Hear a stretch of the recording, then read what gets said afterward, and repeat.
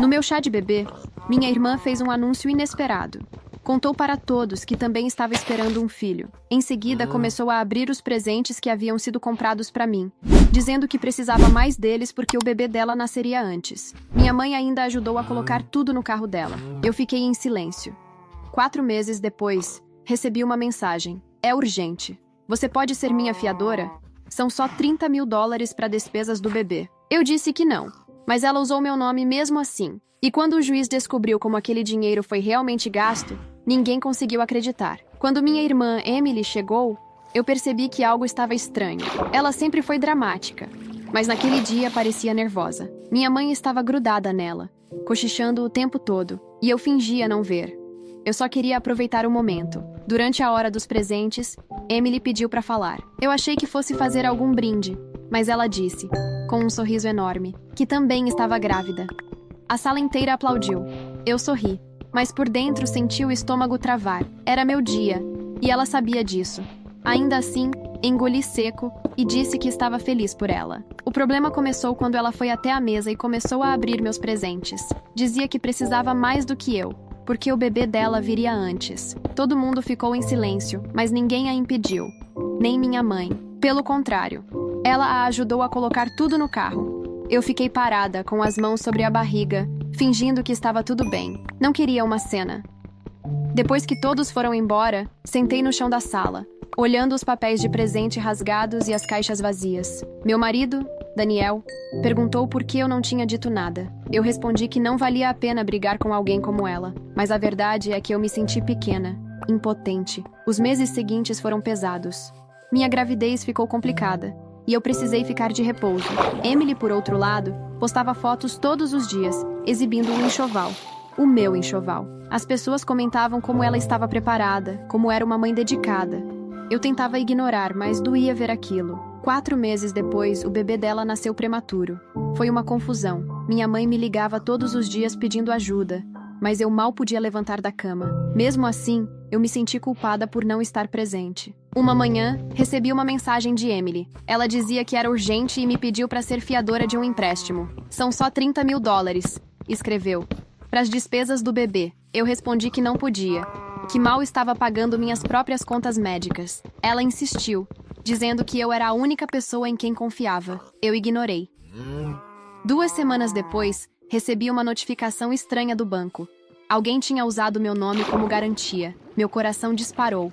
Liguei para Emily, mas ela não atendeu. Mandei mensagem para minha mãe e ela respondeu apenas: "Depois a gente conversa." Naquele momento, eu soube que tinha algo muito errado. No dia seguinte, fui direto ao banco, mesmo com o corpo ainda pesado da gravidez. O atendente confirmou o que eu temia.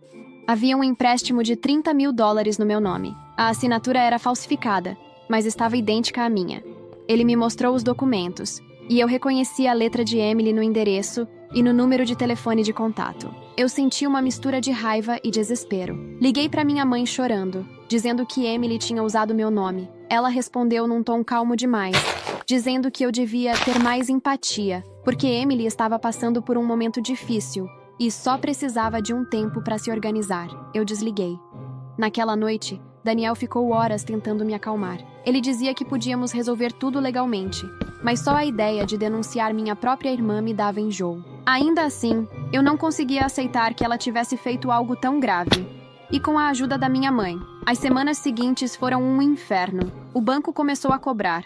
Chegaram cartas, depois ligações. Eu expliquei a situação dezenas de vezes, mas até que provassem a fraude, a dívida estava no meu nome. Eu estava prestes a dar à luz e nem conseguia dormir. Quando meu filho nasceu, eu tentei deixar tudo de lado por um tempo. Só queria cuidar dele. Mas 3 meses depois, recebi uma intimação. O empréstimo havia entrado em processo judicial porque ninguém pagava as parcelas. Eu precisei comparecer à audiência. Emily também foi convocada. Quando a vi entrando na sala do tribunal, com o cabelo bagunçado e um ar de vítima, senti um nó na garganta. Minha mãe veio junto e evitava olhar para mim. Emily chorou diante do juiz, dizendo que eu tinha concordado em ajudá-la, mas que o contrato foi feito às pressas. Eu fiquei imóvel, com as mãos trêmulas. O advogado do banco pediu para mostrar as movimentações da conta onde o dinheiro foi depositado. Emily começou a respirar rápido. Ela dizia que o valor tinha sido usado para pagar despesas médicas do bebê. Mas quando o extrato apareceu na tela, a sala ficou em silêncio. Mais da metade do dinheiro tinha sido usada em viagens, roupas de grife e reservas em hotéis de luxo. O juiz olhou para ela e perguntou se queria mudar o depoimento. Emily tentou dizer que eram presentes de agradecimento, de uma marca com a qual estava negociando parcerias. Ninguém acreditou. Eu olhei para minha mãe, esperando alguma reação, mas ela apenas abaixou a cabeça. Parecia envergonhada, mas não disse nada. Quando o juiz determinou uma investigação por fraude de identidade, Emily me lançou um olhar que eu nunca vou esquecer. Era de ódio puro, como se eu tivesse arruinado a vida dela. Naquela noite, minha mãe apareceu na minha casa sem avisar. Pediu para conversar.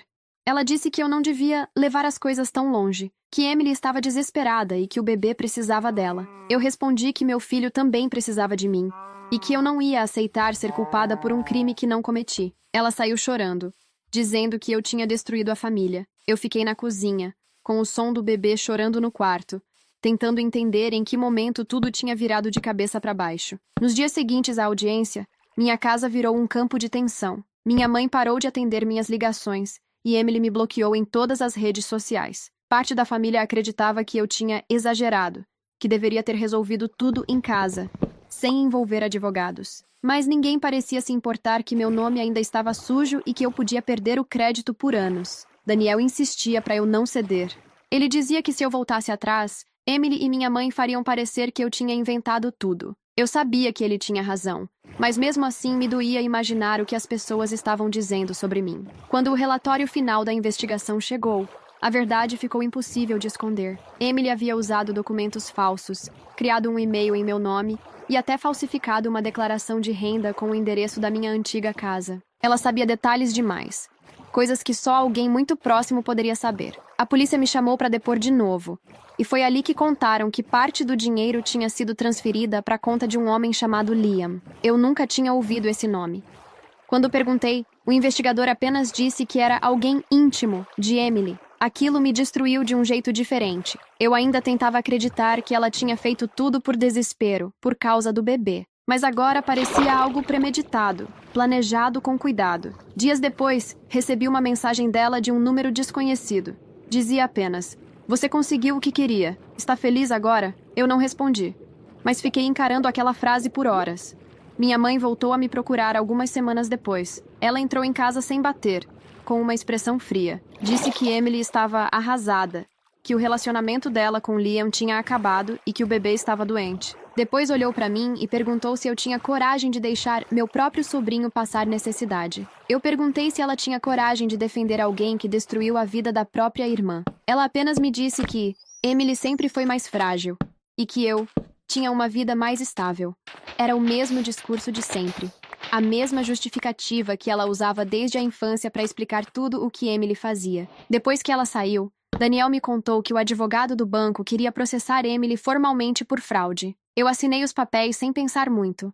Não era mais sobre dinheiro. Era sobre limite. Alguns dias depois, minha mãe me mandou uma mensagem dizendo que, se eu levasse o caso adiante, ela nunca mais pisaria na minha casa. Eu fiquei olhando aquela mensagem e percebi que, no fundo, ela já tinha escolhido o lado dela há muito tempo. Enquanto isso, o juiz marcou uma nova audiência para revisar o caso, agora com provas completas. Emily não compareceu.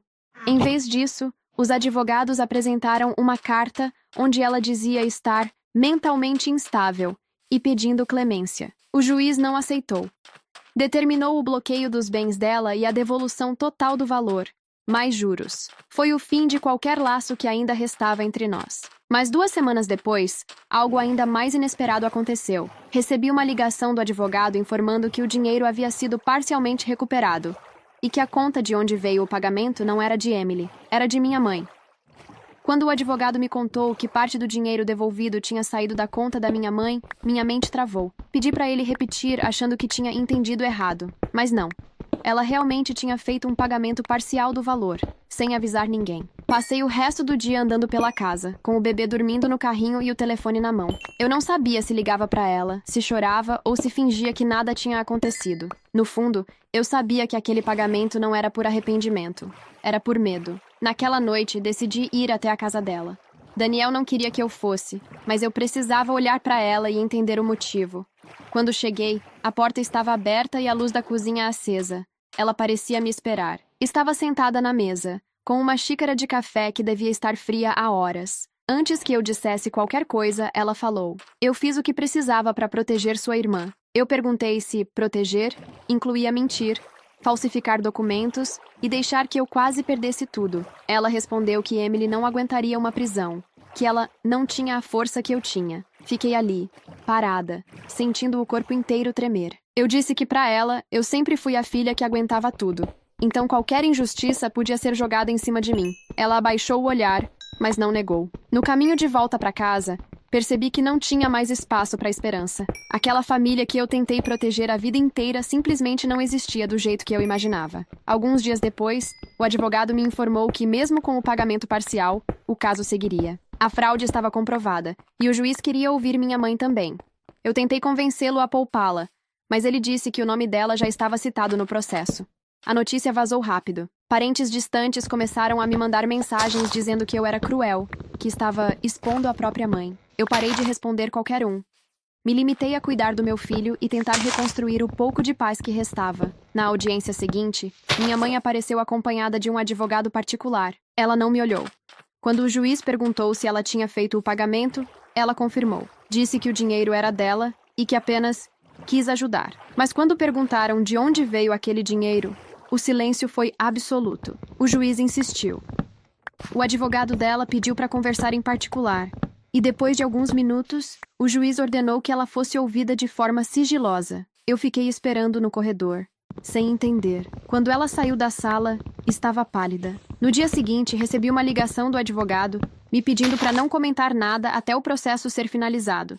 Eu insisti, mas ele só disse: "O que foi revelado muda muita coisa." 3 dias depois, o juiz convocou uma nova audiência, agora a portas fechadas. E lá, diante de todos, minha mãe finalmente admitiu que tinha ajudado Emily a pegar o empréstimo. Ela havia assinado como testemunha falsa, usando um nome inventado. O motivo? Ela achava que Emily estava sendo chantageada por alguém e que, se conseguisse o dinheiro, tudo voltaria ao normal. Só que a história da chantagem era mentira. Emily tinha inventado tudo para conseguir o empréstimo mais rápido. O juiz ordenou que as duas fossem investigadas juntas. Na saída do tribunal, minha mãe tentou se aproximar. Disse que tudo o que fez foi por amor. Eu respondi que amor não é passar por cima da vida de um filho para salvar o outro. Ela começou a chorar, mas eu não senti pena, só cansaço. Um cansaço que parecia vir de anos de tentativas frustradas de agradar, de ser a filha equilibrada, a que resolve, a que entende. Naquela noite, olhei para o meu filho dormindo e prometi que ele nunca cresceria, achando que precisa merecer o amor da própria mãe. Mas o pior ainda não tinha acontecido. Na semana seguinte, o advogado me ligou dizendo que encontraram transferências de Emily para uma conta desconhecida, feitas logo após o empréstimo. E o dono dessa conta era alguém que eu conhecia, Daniel. Quando ouvi o nome de Daniel, senti o chão desaparecer. Pedi para o advogado repetir, achando que era um erro, mas ele confirmou com calma. Havia 2 transferências, uma de $8.000 e outra de quase 12, enviadas por Emily diretamente para a conta do meu marido. Fiquei muda. Ele percebeu meu silêncio e disse que os registros bancários eram oficiais. Eu desliguei sem responder.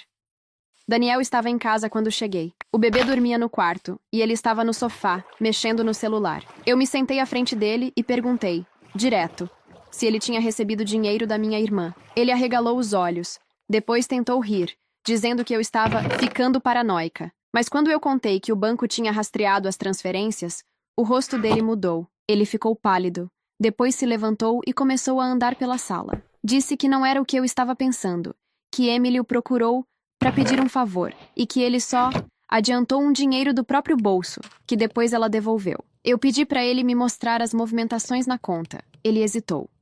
Eu insisti. Quando finalmente me entregou o celular, não havia nada. Os extratos antigos tinham sido apagados. Meu corpo inteiro tremia. Perguntei se ele estava envolvido com ela, e ele gritou que eu estava perdendo o juízo. O bebê acordou chorando, e eu fui pegá-lo com as mãos trêmulas. Daniel tentou se justificar, dizendo que só quis ajudar porque eu estava doente na época, e que Emily parecia desesperada. Mas algo nas palavras dele não fazia sentido. Por que ela transferiria quase 20 mil dólares para ele sem motivo? Nos dias seguintes, eu mal conseguia olhar para ele. Ele saía de casa cedo e voltava tarde, sempre com desculpas. O advogado me orientou a não comentar nada, mas a desconfiança me consumia. Então, uma noite, enquanto ele dormia, eu usei o notebook dele. O e-mail estava aberto. No histórico, encontrei mensagens antigas trocadas com Emily. A primeira dizia: "Você prometeu que ia falar com ela. Eu fiz a minha parte." Outra mais recente: "Ela nunca pode descobrir. Me deixa resolver." Senti o estômago virar. Havia datas, valores e até conversas sobre adiantar o pagamento do empréstimo. Tudo mostrava que ele sabia desde o início, que ele estava envolvido. Quando ele acordou e me viu com o computador, tentou tomar da minha mão, mas eu segurei firme. Perguntei há quanto tempo eles falavam pelas costas. Ele respondeu que era coisa antiga, que não tinha nada demais, mas cada nova palavra dele soava pior. Disse que Emily o procurou quando eu estava de repouso, que ela chorava dizendo que eu a odiava e que só ele podia ajudá-la, e que aos poucos eles começaram a conversar demais. Eu perguntei se foi só conversa. Ele não respondeu. Naquela hora, percebi que não precisava. Pedi para ele sair de casa.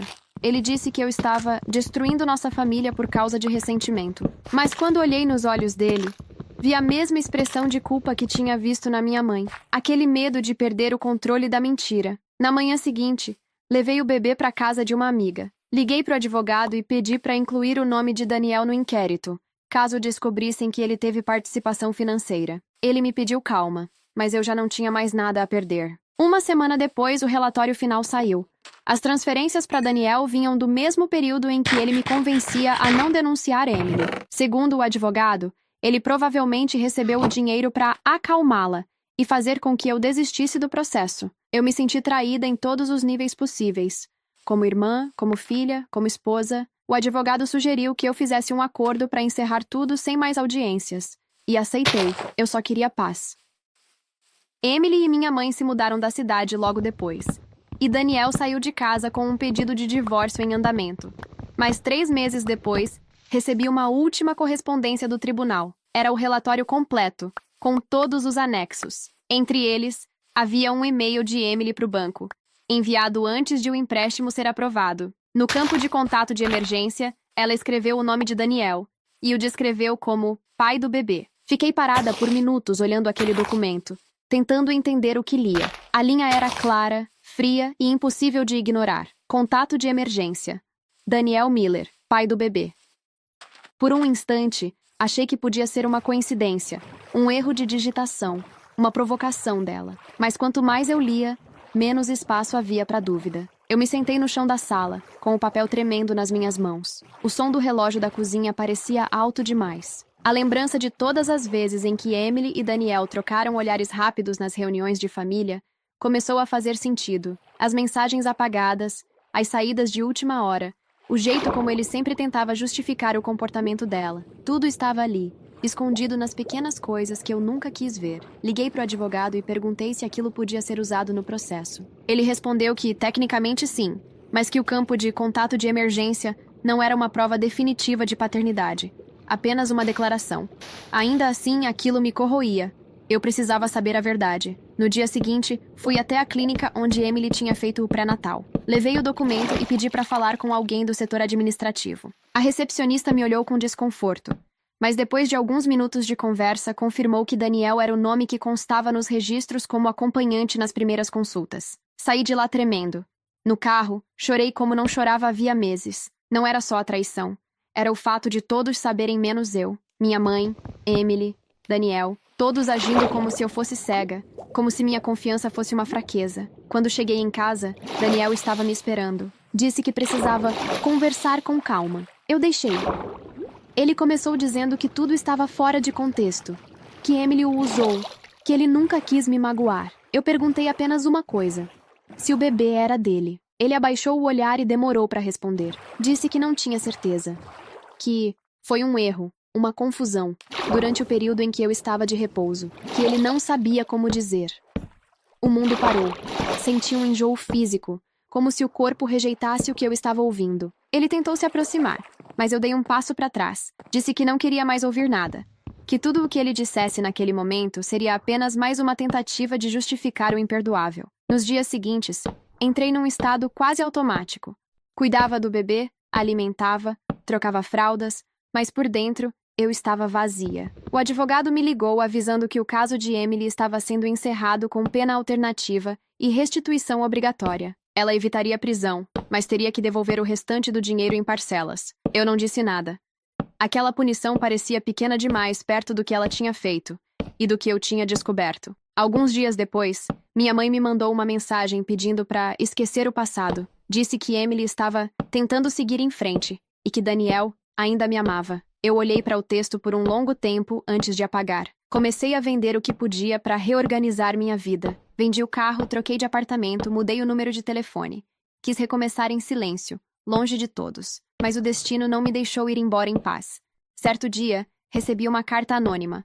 Dentro, havia uma foto de Daniel segurando um bebê que não era o nosso, o filho de Emily. E atrás da foto, uma frase escrita à mão. Agora você entende por que ele queria tanto que você desistisse. Fiquei olhando aquela imagem até o sol nascer. E naquele instante, entendi que minha história com eles tinha acabado muito antes de eu perceber. Passei os dias seguintes como se estivesse vivendo em outro corpo. Fazia tudo no automático. Alimentava meu filho, lavava a louça, trocava fraldas, mas nada parecia real. A imagem de Daniel segurando o bebê de Emily não saía da minha cabeça. A expressão dele era a mesma que tinha quando olhava para o nosso filho. Guardei a foto dentro de uma gaveta e tentei não pensar. Mas cada detalhe da minha vida começou a perder o sentido. As lembranças dos últimos meses voltavam em fragmentos. O jeito como ele saía para resolver coisas do trabalho. As mensagens que ele apagava. O nervosismo quando eu perguntava sobre Emily. Uma tarde, o telefone tocou. Era minha mãe. Eu quase não atendi, mas acabei cedendo. Ela começou dizendo que eu precisava ser madura, que errar é humano. Disse que Emily estava tentando recomeçar com dignidade e que Daniel tinha se arrependido profundamente. Eu perguntei se ela sabia da foto. Ela ficou em silêncio. Depois disse apenas que não era hora de reviver isso. Nesse momento, percebi que ela sabia desde o início. Depois que desliguei, fiquei parada no meio da sala com o bebê no colo, ouvindo minha própria respiração acelerada. Aquela sensação de isolamento era insuportável. Tudo o que eu tinha acreditado sobre família, amor e lealdade tinha se desfeito. Alguns dias depois, recebi uma notificação do tribunal. O processo estava oficialmente encerrado. O empréstimo quitado, os registros limpos. Eu finalmente estava livre daquela dívida, mas também completamente sozinha. Daniel tentou voltar. Disse que queria reconstruir a família, que não podia viver longe do filho. Eu deixei ele falar, só para ver até onde iria. Ele chorou, pediu desculpas, disse que o envolvimento com Emily tinha sido curto, sem importância. Eu olhei para ele e só consegui sentir pena. Respondi que ele podia visitar o filho, mas que entre nós não existia mais nada. Ele tentou se aproximar, mas eu pedi para sair. Pela primeira vez, ele obedeceu. Com o tempo, comecei a respirar de novo. Me matriculei em um curso online, voltei a trabalhar de casa e, aos poucos, a rotina se tornou suportável. Ainda assim, o silêncio deixado por tudo aquilo era constante. Um dia, enquanto organizava caixas antigas, encontrei um álbum de fotos do chá de bebê. Aquele mesmo dia em que tudo começou. Vi Emily sorrindo, minha mãe ajudando com os presentes, Daniel segurando o balão azul com o nome do meu filho. Por alguns minutos, fiquei olhando para aquela imagem e tentando entender se eles já sabiam de tudo ali. Se, enquanto eu sorria para a câmera, eles já estavam planejando o que fariam. Fechei o álbum. Mas naquela noite, algo aconteceu que eu não esperava. Recebi um e-mail sem remetente identificado. O assunto era: você precisa saber disso. Dentro, havia um anexo, um contrato de transferência de custódia temporária. O nome de Emily aparecia como mãe do bebê e o de Daniel como pai legal. A data era um mês antes do nascimento do meu filho. Meu corpo inteiro congelou. Eu reli o documento dezenas de vezes, mas o que mais me chocou foi a observação no final. A titular original, Rachel Miller, não compareceu conforme solicitado. Era o meu nome. Eles tinham tentado me substituir legalmente antes mesmo de o bebê nascer. Passei a noite inteira sentada diante daquele e-mail, sem conseguir dormir. O documento parecia autêntico.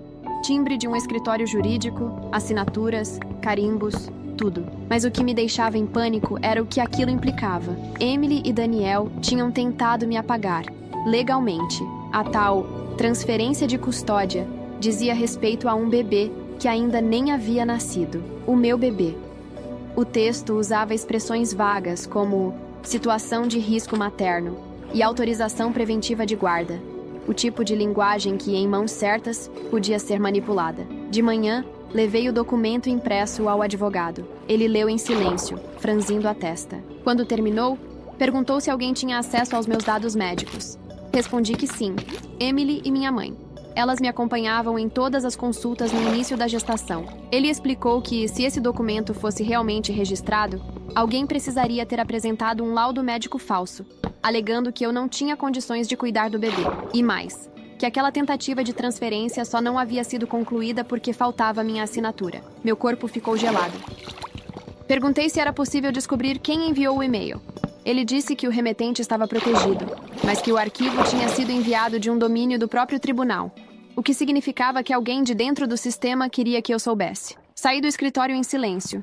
Quando entrei no carro, comecei a tremer. Tentei imaginar o que teria acontecido se eles tivessem conseguido o que queriam. Se tivessem me declarado incapaz, se o meu filho tivesse sido levado para outro lar por decisão judicial, como aquele documento previa. Era assustador pensar que tudo poderia ter terminado de forma tão diferente. Durante as semanas seguintes, tentei me concentrar no bebê e na rotina, mas a paranoia me dominava. Eu não conseguia sair de casa sem olhar para trás. Comecei a anotar horários de ligações, carros estacionados na rua, rostos estranhos. Daniel me ligava de vez em quando, mas eu não atendia.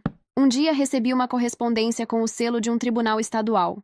Dentro, havia apenas uma carta curta, escrita à mão. Não era para você descobrir. Ela mentiu para todos nós, sem assinatura. Mostrei ao advogado, e ele ficou ainda mais desconfiado.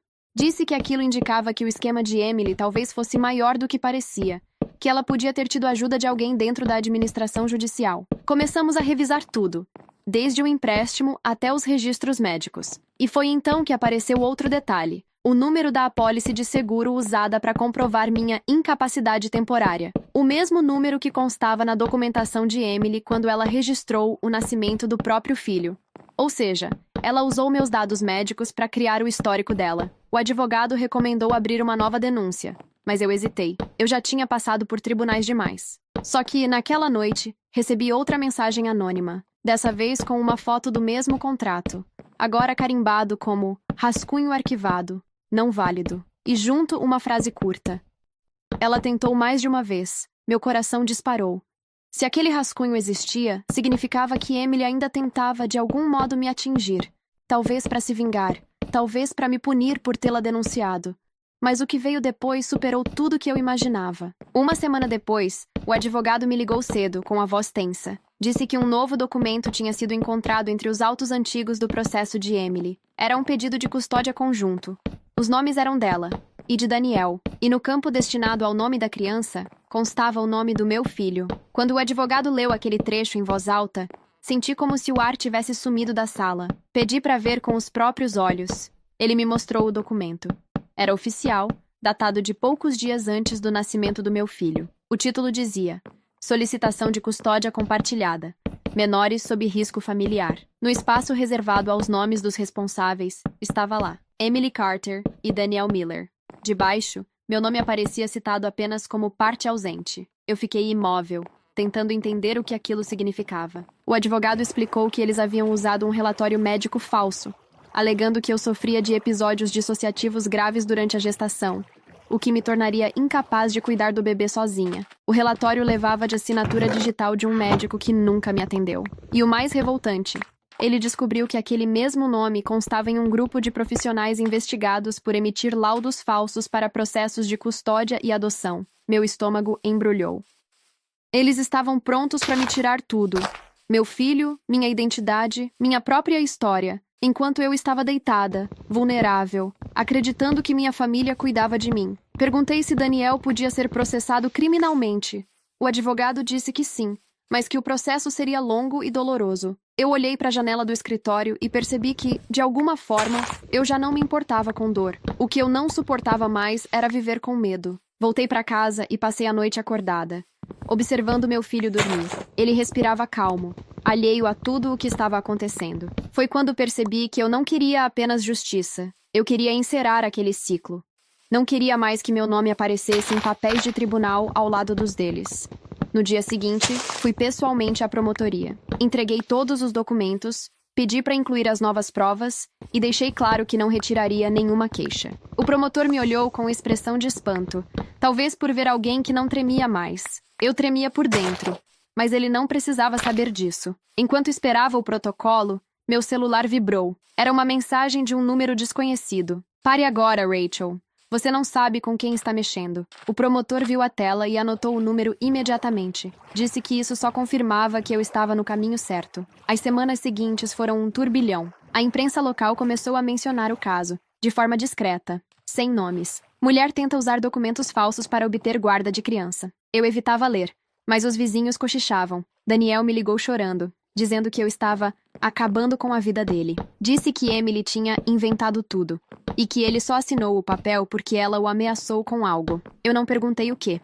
Eu só perguntei se era verdade que o bebê dela podia ser dele. Ele ficou em silêncio por alguns segundos e desligou. No dia seguinte, meu advogado recebeu a confirmação. Um teste de DNA solicitado pela própria promotoria mostrava que Daniel era, de fato, o pai do filho de Emily. Quando ele me contou, eu não chorei.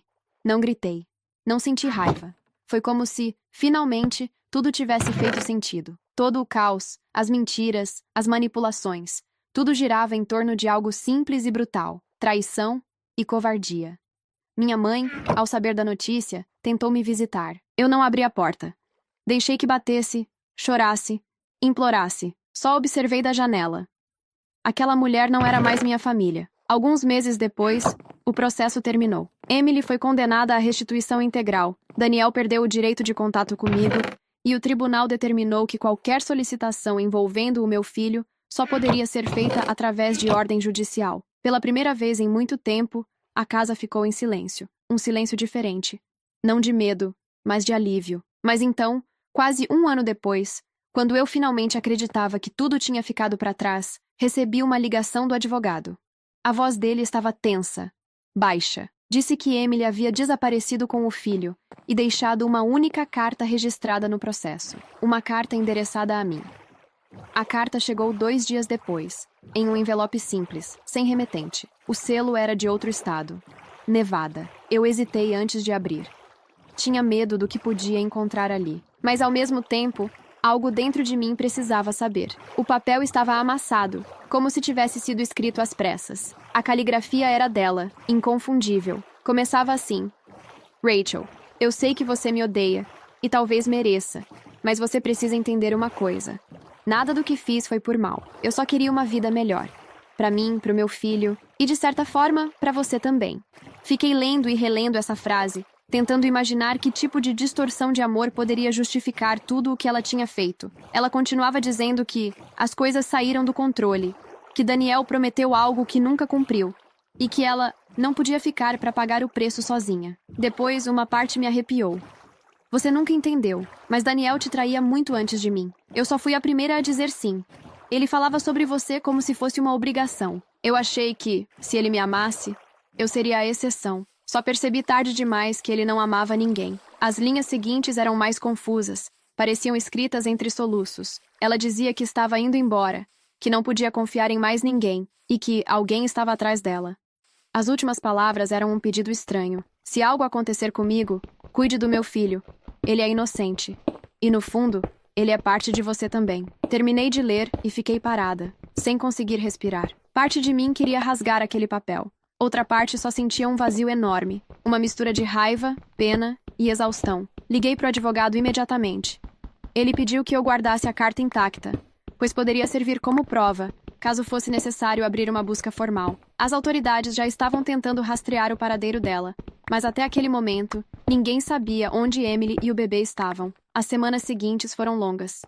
Eu tentava seguir com a vida, mas cada barulho diferente na rua fazia meu coração disparar. De noite, quando o bebê dormia, eu olhava para ele e me perguntava se algum dia o primo dele, o outro menino, saberia quem realmente era. Um mês depois, recebi uma ligação da polícia de um pequeno condado no interior de Nevada. Disseram que encontraram um carro abandonado numa estrada rural, registrado em nome de Emily Carter. Dentro, havia malas abertas, roupas infantis e uma pasta com documentos médicos. Mas nem ela, nem o filho estavam lá. A notícia se espalhou rápido, e logo começaram as especulações. Alguns diziam que ela tinha fugido para o México. Outros, que Daniel estava envolvido no desaparecimento. Ele jurou que não sabia de nada, mas a polícia o manteve sob vigilância por algumas semanas. Eu tentei não me envolver, mas a sensação de culpa era constante. Parte de mim acreditava que se eu tivesse perdoado, talvez nada disso tivesse acontecido. Outra parte sabia que, se eu tivesse perdoado, ela teria me destruído completamente. Certo dia, recebi uma nova mensagem anônima, sem texto, apenas uma foto. Era uma imagem borrada de uma mulher segurando uma criança num ponto de ônibus, sob o sol forte. O rosto estava parcialmente coberto, mas eu reconheci aquele lenço. Era o mesmo que Emily usava no dia da audiência final. E atrás dela, quase imperceptível no reflexo do vidro da parada, havia um homem observando. Daniel. Meu corpo inteiro ficou gelado. Fiquei olhando a foto por longos minutos, sem conseguir mover um músculo. Era ela. Eu sabia. O jeito de segurar a criança, o lenço no cabelo, a postura. E atrás, a silhueta de Daniel, nítida o suficiente para não deixar dúvidas. Chamei o advogado na mesma hora.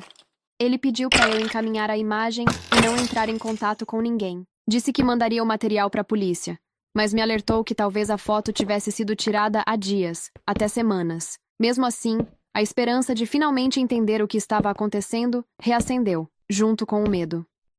Nos dias seguintes, vivi à beira do colapso. Daniel negava qualquer envolvimento.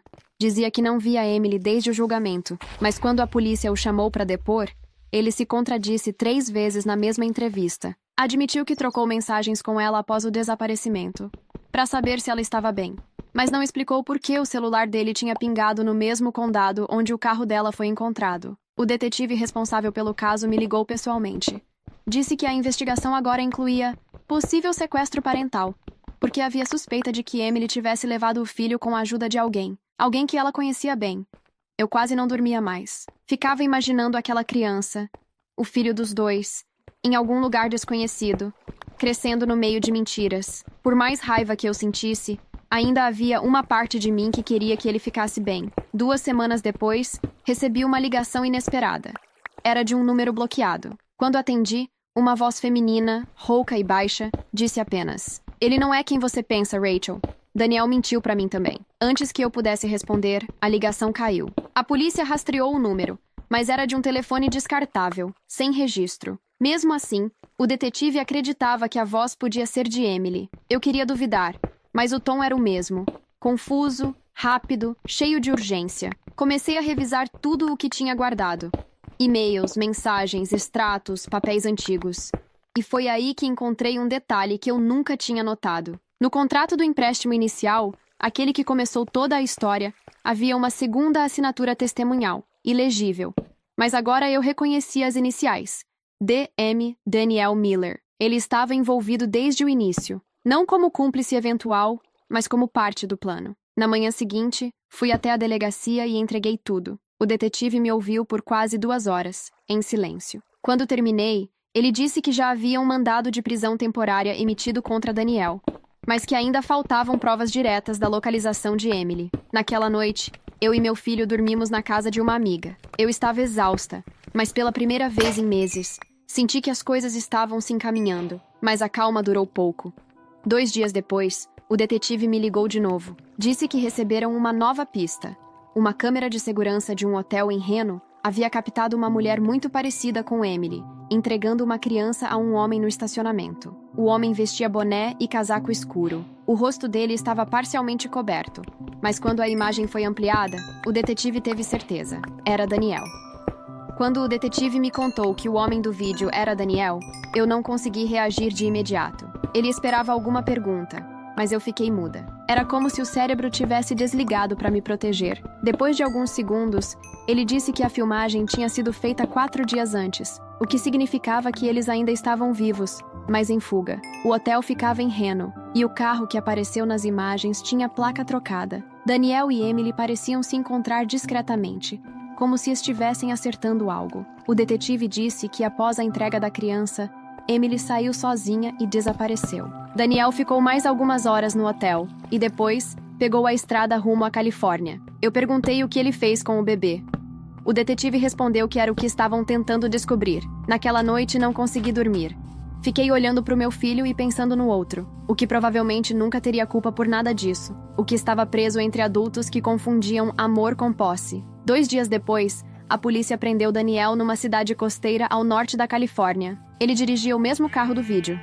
Disseram que ele não reagiu. Quando soube, senti uma mistura de alívio e pavor. Eu queria que tudo acabasse, mas parte de mim temia o que ele poderia revelar. Durante o interrogatório, Daniel confirmou que se encontrou com Emily, mas negou que estivesse ajudando na fuga. Disse que ela o procurou dizendo estar em perigo, que alguém a perseguia e que precisava que ele levasse o bebê a um lugar seguro. Segundo ele, Emily desapareceu logo depois. A polícia não acreditou.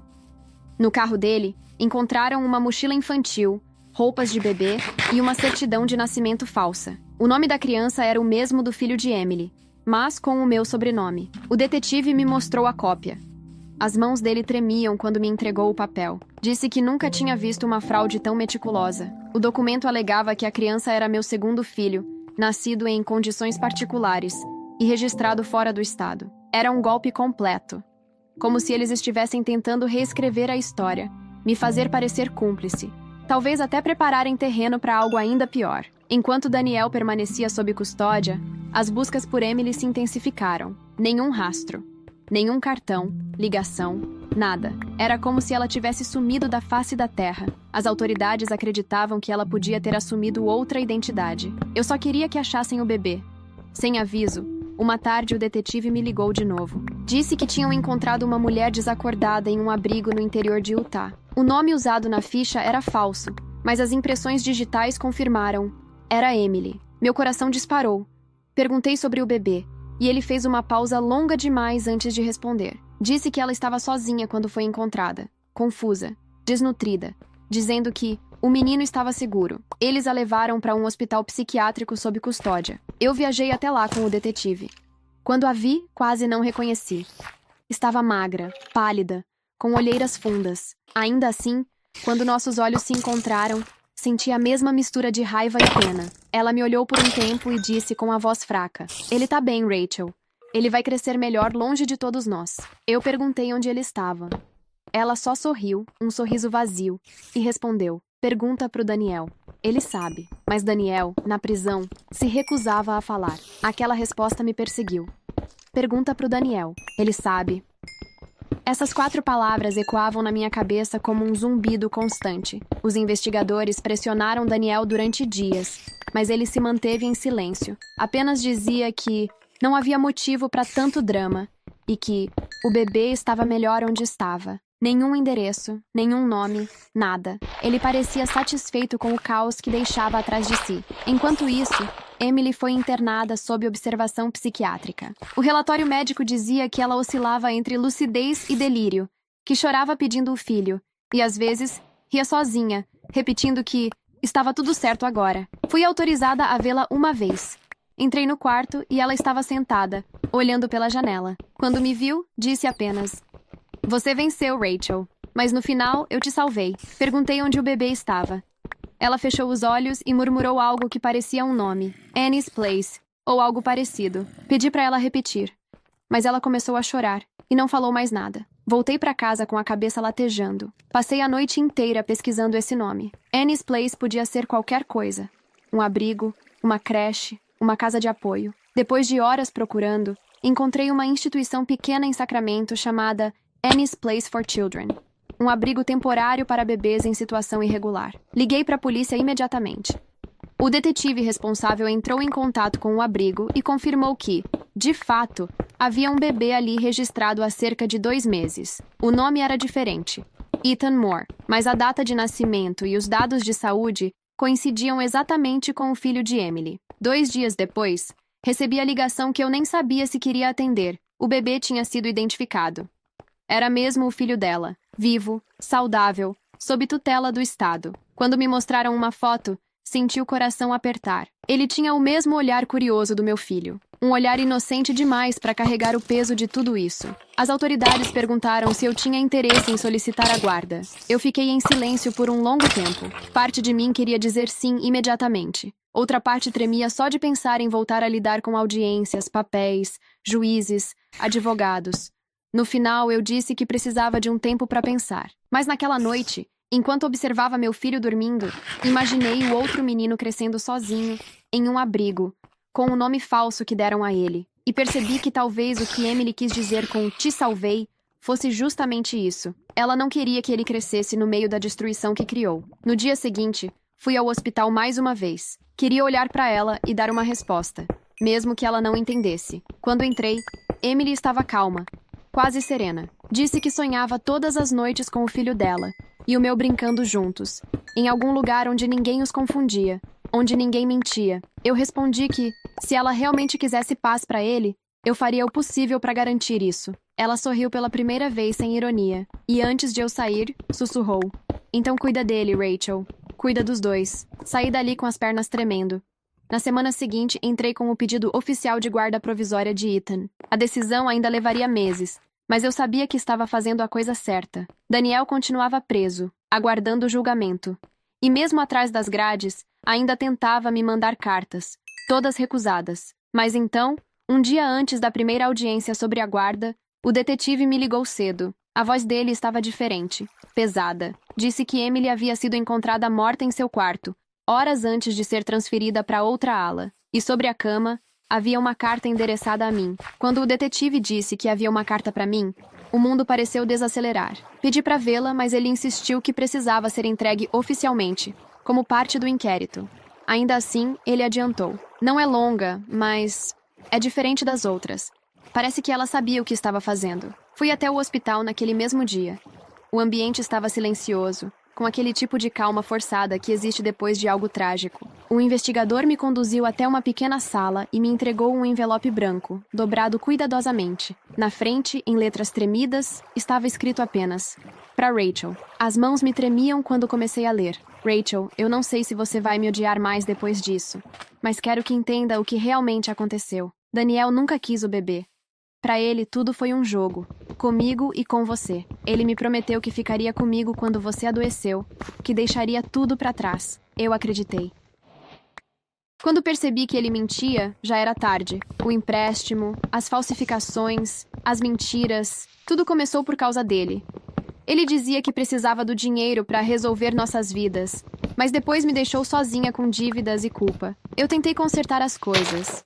Juro que tentei, mas você foi a única que realmente pagou o preço por tudo isso. Eu sei que dizer desculpa não muda nada.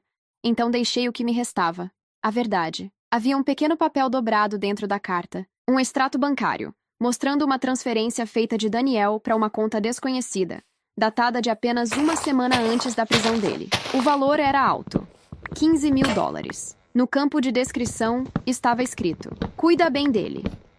Eu olhei para o detetive, sem entender. Ele disse que estavam rastreando o número da conta, mas que o banco era internacional. O dinheiro provavelmente tinha sido enviado para alguém responsável por esconder o bebê, ou talvez para garantir que Emily nunca falasse. Voltei para casa em silêncio, sem conseguir chorar. A carta ainda cheirava ao quarto de hospital, aquele odor de álcool e desespero misturado. Nos dias seguintes, tudo aconteceu rápido demais. A morte de Emily foi classificada como overdose medicamentosa, sem sinais de violência. O caso contra Daniel se fortaleceu, com novas provas do envolvimento dele nas transferências e na tentativa de registrar a criança com meu sobrenome. Eu entreguei o extrato bancário às autoridades, e ele se tornou a peça final do processo. O promotor me disse que, com aquilo, não havia mais como ele escapar. Mas, mesmo com a justiça fazendo seu trabalho, eu não sentia alívio. Havia uma parte de mim que só queria que tudo tivesse sido um pesadelo mal contado. O julgamento de Daniel começou meses depois. Eu fui convocada como testemunha, mas o advogado recomendou que eu não olhasse para ele. Mesmo assim, em certo momento, não resisti. E quando nossos olhos se encontraram, ele sorriu. Um sorriso calmo, quase debochado. Durante o depoimento, ele disse que amava o filho. Os 2 filhos, nas palavras dele, e que apenas quis protegê-los de uma mãe instável. O juiz interrompeu, mas ele continuou falando, como se acreditasse em cada palavra. Saí da sala tremendo, sentindo que aquele homem ainda não tinha entendido nada. Um mês depois, o veredito saiu: culpado por fraude, falsificação e participação em sequestro parental. Condenado a 19 anos. No dia seguinte, recebi um telefonema do abrigo Annie's Place. O bebê de Emily estava pronto para ser transferido, e o juiz havia concedido a guarda para mim. Fui buscá-lo pessoalmente.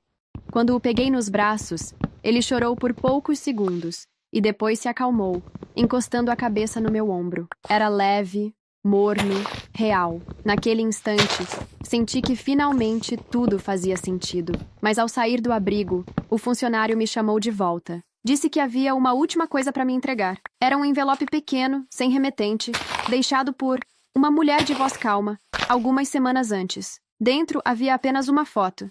Eu e Emily, crianças, de mãos dadas no quintal da nossa casa. Atrás, uma frase escrita à caneta azul. Agora ele tem as duas. Fiquei parada na calçada do abrigo, segurando a foto e o bebê, sem conseguir mover um músculo. O ar parecia pesado, e por alguns segundos, o mundo inteiro ficou em silêncio. Agora ele tem as duas. As palavras me rodavam na cabeça como um eco distante. Era a caligrafia de Emily, sem dúvida. Mas como aquela carta tinha chegado ali, semanas depois da morte dela? Quem a entregou? Voltei para dentro e perguntei ao funcionário que me entregou o envelope. Ele disse que a mulher que o deixou era discreta, de cabelo escuro preso num lenço, e que parecia nervosa. Quando perguntei se ela deu um nome, ele respondeu que não. Apenas disse que era para Rachel, da irmã dela. Aquilo me deixou sem fôlego. Durante o trajeto de volta para casa, eu olhava para o bebê dormindo no banco de trás e me perguntava se Emily poderia ter deixado alguém encarregado disso antes de morrer. Alguém que ainda estivesse cumprindo o que ela achava ser o último pedido dela, que eu cuidasse dele. Nos meses seguintes, tentei viver com calma. Daniel foi transferido para uma prisão em outro estado. A imprensa parou de falar sobre o caso, e aos poucos, minha vida voltou a ter uma rotina. 2 meninos, horários de alimentação, mamadeiras, noites em claro, mas também um tipo de paz que eu achava que nunca mais sentiria. Ainda assim, às vezes eu acordava no meio da noite achando que tinha ouvido a voz dela. Um sussurro fraco, quase como quando éramos crianças e ela me chamava do quarto ao lado. Você tá acordada? Talvez fosse só culpa. Talvez fosse só lembrança. Um dia, meses depois, recebi uma caixa pelo correio, sem remetente. Dentro havia apenas um pendrive e uma nota com caligrafia feminina. Ele precisa saber a verdade quando crescer. Demorei uma semana para criar coragem de ver o que havia no arquivo. Quando abri, encontrei vários vídeos curtos. Emily aparecia em todos, gravados com a câmera frontal do celular. Parecia fraca, mas lúcida. No primeiro vídeo, ela olhava direto para a lente. Se você tá vendo isso, Rachel, é porque eu não consegui sair. Eu só quero que ele saiba que eu o amei. Mesmo tendo errado em tudo, eu fiz escolhas horríveis, mas ele nunca foi um erro. E eu sei que você vai ser uma mãe melhor para ele do que eu jamais conseguiria. Nos outros vídeos, ela falava do passado, sobre Daniel, sobre a minha mãe, sobre como se sentia invisível desde criança. Disse que sempre achou que eu era a forte e que ela, para existir, precisava chamar a atenção de qualquer forma. E que Daniel a viu como uma ferramenta para me ferir. Mas ela só percebeu isso quando já era tarde. No último vídeo, ela segurava o bebê nos braços, o rosto cansado, mas o olhar firme. Ele tem o mesmo sorriso que o seu filho. Acho que é por isso que me assusta tanto. Talvez seja o universo tentando consertar algo. Rachel, promete que ele vai saber quem eu fui, não só o que fiz. Fechei o laptop e chorei como não chorava há meses. Pela primeira vez não era raiva, nem vergonha, nem culpa. Era luto. Alguns anos se passaram desde então. Hoje, os meninos crescem juntos, como irmãos. Um tem o sorriso mais tranquilo, o outro o olhar curioso da mãe biológica. Quando perguntam, digo apenas que eles são família. E, de certa forma, é verdade. Guardei a foto da infância no porta-retratos da sala. Às vezes olho para ela e penso em como tudo começou naquele quintal. 2 meninas de mãos dadas, sem imaginar o que viria. A vida nunca me devolveu o que perdi, mas me deu algo diferente, um motivo para seguir. Porque no fim, talvez Emily estivesse certa. Agora, ele tem as duas.